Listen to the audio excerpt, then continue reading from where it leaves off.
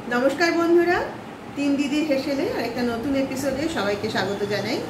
आशा करी सबाई खूब भालो आछेन। गत कदिन धरे जा प्रचंड गरम छिलो आमरा सबाई किन्तु हासफास करछिलाम। ताओ एई गत दु तीन दिनेर बृष्टिते आमरा सकलेई किन्तु अनेकटा स्वस्ति पेयेछि। आर सेई जोन्नोई आमि आजके एकटु साहस करेई आपनादेर जोन्नो एकटा स्नैक्स आइटेम निये एसेछि। आजके आमरा बानाबो डिमेर काटलेट। এটা কিন্তু খুব সহজ একটা রেসিপি। আপনারা যে কোনো দিন সন্ধ্যাবেলা চায়ের সাথে বানিয়ে খেতে পারেন। আর বাড়িতে যদি হঠাৎ করে কোনো অতিথি চলে আসে কোনো বিশেষ আয়োজন ছাড়াই কিন্তু এইটা আপনারা বানাতে পারবেন। তাহলে চলুন প্রথমে দেখিয়ে দিই যে কী কী উপকরণ আমরা ব্যবহার করছি। প্রথমে এখানে দেখুন আমরা 6টা ডিম সেদ্ধ করে নিয়েছি। দুটো আলু কেটে নিয়েছি, একটা মাঝারি মাপের পেঁয়াজ, কিছুটা রসুন ছাড়িয়ে নিয়েছি, আছে আদা বাটা, আর গুঁড়ো মশলার মধ্যে আছে হলুদ গুঁড়ো আর লঙ্কার গুঁড়ো, এখানে আছে নুন। আর এই কৌটোটায় আমরা একটা মশলা বানিয়ে নিয়েছি। এখানে আছে গোটা ধনে, জিরে, শুকনো লঙ্কা, দারচিনি, এলাচ, এই সব ধরনের মশলাগুলো আমরা শুকনো কড়াইতে নেড়ে নিয়ে তারপরে গুঁড়ো করে রেখেছি। এই ভাজা মশলাটা কিন্তু অনেক রান্নাতেই ব্যবহার করা যায় এবং তাতে একটা খুব সুন্দর গন্ধ আসে। আর এখানে আছে গোলমরিচের গুঁড়ো, আরও দুটো ডিম নিয়েছি, কাঁচা ডিম, এখানে আছে বিস্কিটের গুঁড়ো। তাহলে আমরা এবার মূল রান্নায় চলে যাই। আমি প্রথমে যেটা করব, ডিমগুলোকে আমি কেটে নেব এইভাবে। খুব সাবধানে কাটতে হবে যাতে ভেঙে না যায়। এইভাবে আমি দুটো পাশ কেটে এই যে মাঝখানের অংশটা আলাদা করে নেব।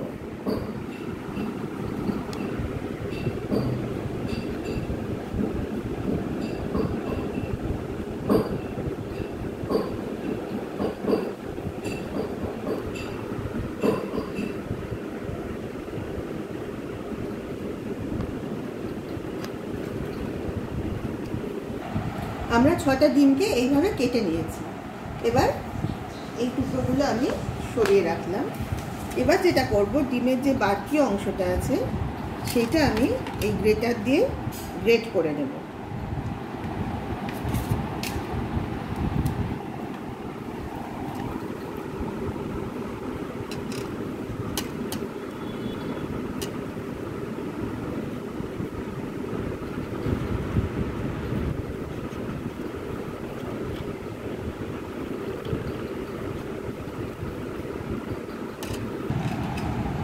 আমাদের ডিমের কাটা অংশগুলো গ্রেট করা হয়ে গেছে।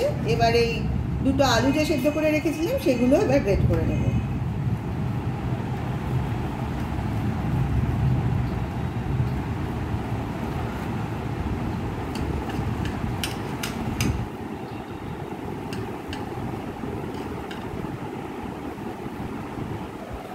ডিম আলু দুটোই গ্রেট করা হয়ে গেছে। এবার গ্রেট করা ডিম আর আলুটাকে আমি একসঙ্গে মেখে নেব।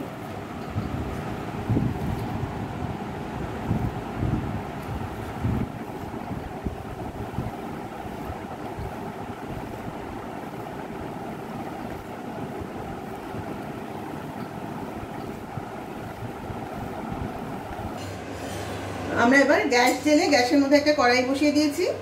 কড়াইতে দিয়ে দিয়েছি পরিমাণ মতো সরষের তেল। এই পর্যায়ে আমরা সরষের তেল ব্যবহার করলাম, পরে কাটলেটগুলো ভাজার সময় সাদা তেল ব্যবহার করব। তেলটা অলরেডি গরম হয়ে গেছে। এবার আমরা তেলের মধ্যে দিয়ে দিচ্ছি কেটে রাখা পেঁয়াজটা।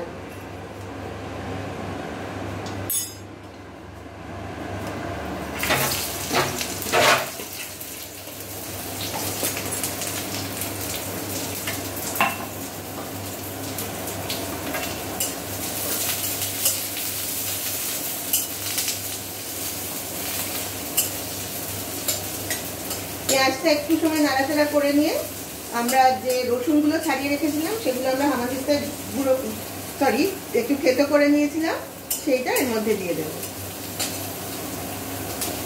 পেঁয়াজটা হালকা ভাজা হয়ে গেছে। এবার দিয়ে দিচ্ছি থেতো করে রাখা রসুনটা।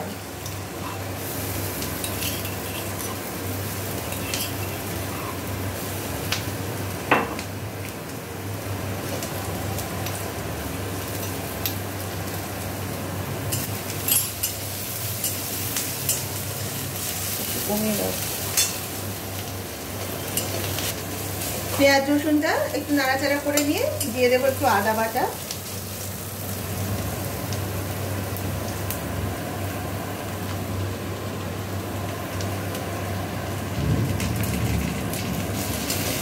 এবার সব মশলাগুলো ভালোভাবে নেড়ে নেব।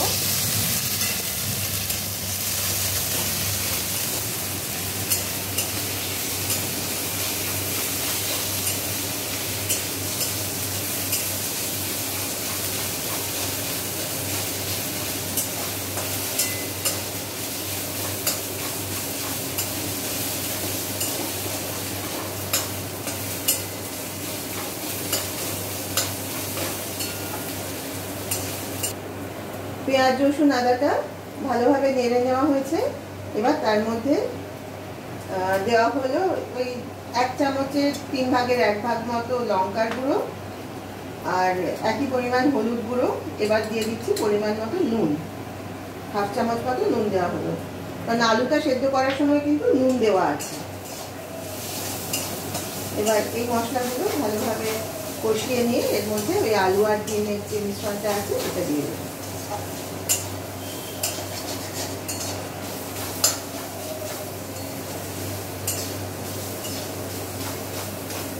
আমাদের মশলাগুলো কষানো হয়ে গেছে। এবার ডিম আলুর মিশ্রণটা আমরা কড়াইয়ের মধ্যে দিয়ে দিচ্ছি।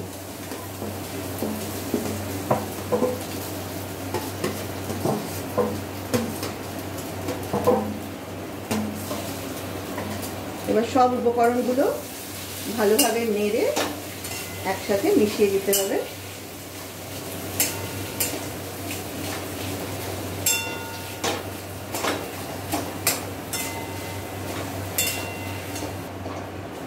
আমাদের সব উপকরণগুলো ভালোভাবে মেশানো হয়ে গেছে। এবার আমরা দিয়ে দিচ্ছি যেটা আপনাদের দেখিয়েছিলাম ওই ভাজা মশলার গুঁড়োটা, সেটা 1 চামচ বেশ উঁচু উঁচু করে এই মধ্যে দিয়ে দিলাম। এবার সবটা ভালোভাবে মিশিয়ে নেব।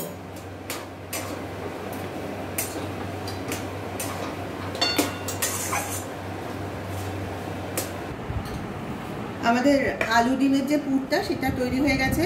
এটা একটা থালায় করে নিয়ে আমরা একটু ফ্যানের তলায় রাখছি যাতে তাড়াতাড়ি ঠান্ডা হতে পারে। আর ওটা যতক্ষণে ঠান্ডা হচ্ছে ততক্ষণে আমি একটা অন্য কাজ সেরে দিচ্ছি। এই যে এখানে আমি 2টো যে কাঁচা ডিম নিয়েছিলাম সেই ডিমগুলো এবার ফাটিয়ে নিচ্ছি।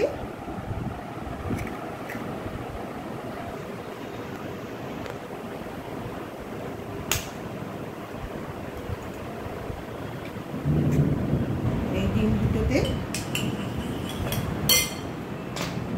একটু নুন,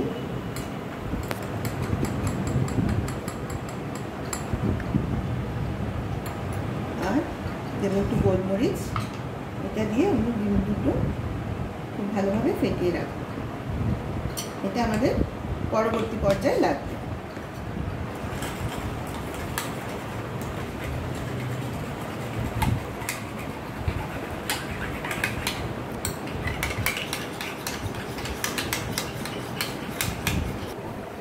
আমাদের এই আলু ডিমের যে মিশ্রণটা সেটা এতক্ষণে ঠান্ডা হয়ে গেছে। আমি এবার হাতে একটু সর্ষের তেল লাগিয়ে নিয়েছি। নিয়ে এই যে কিছুটা করে মিশ্রণ আমি হাতে নিলাম।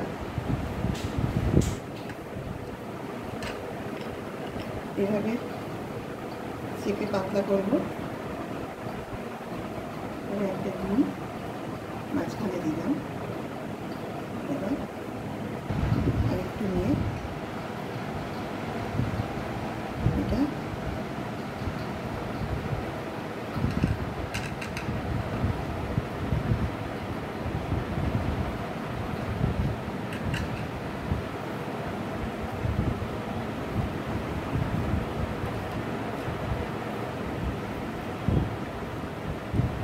এইভাবে চেপে আমি কাটলেটের শেপ দিচ্ছি। এইভাবে আমি একে একে 6টা কাটলেট বানিয়ে নেব।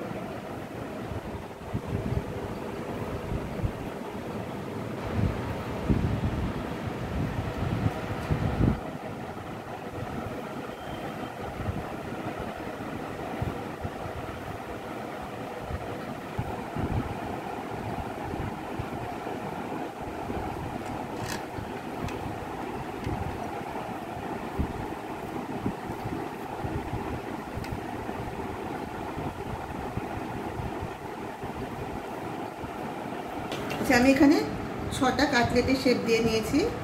এবার আমি যেটা করব, এই যে বাটির মধ্যে বিস্কিটের গুঁড়ো ঢেলে নেওয়া হয়েছে।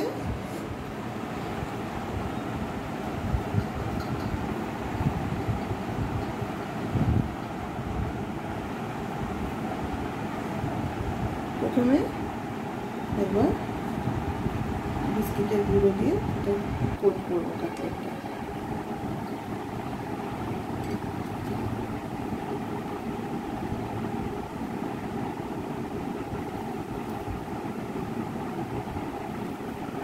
সবগুলো কাটলেট প্রথমে বিস্কিটের গুঁড়ো দিয়ে কোট করে নেব।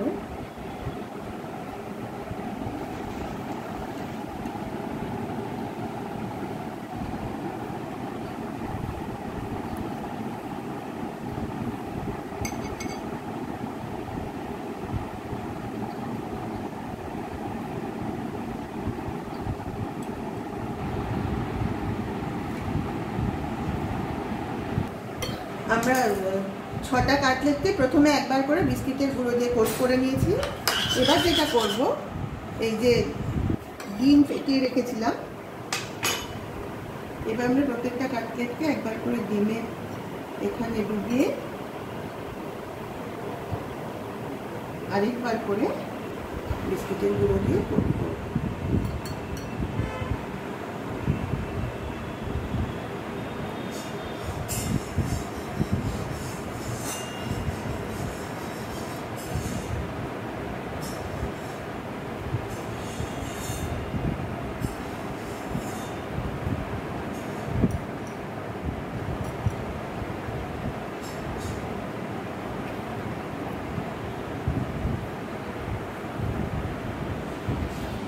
আমাদের ডিমের কাটলেটগুলো ভাজার জন্য তৈরি হয়ে গেছে।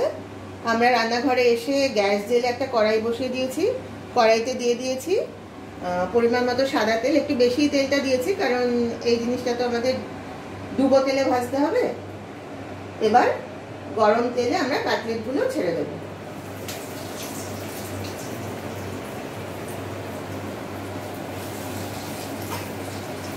আঁচটা কমানো তো,